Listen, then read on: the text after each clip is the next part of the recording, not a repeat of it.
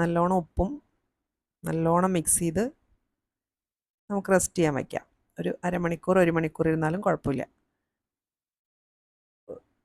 പകുതി മുറി നാളികേരത്തിൻ്റെ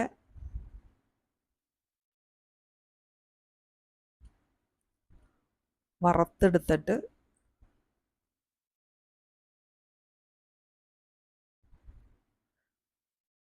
അതൊന്ന് അരച്ചെടുക്കണം. ചൂടാറിയതിന് ശേഷം അരച്ചാൽ മതി.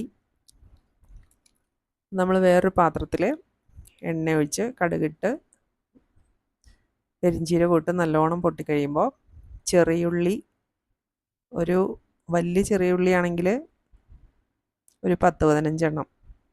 ചെറിയുള്ളിയുടെ എണ്ണം കൂടുന്നതനുസരിച്ച് ടേസ്റ്റ് കൂടും. പിന്നെ ഇഞ്ചി, പച്ചമുളക്, വെളുത്തുള്ളി, ഇത്ര സാധനമാണ് ഞാൻ ചേർത്തത്. കരിവേപ്പില 2 തണ്ട്. കരിവേപ്പിലയും ചെറിയുള്ളിയും എത്ര കൂടുന്നോ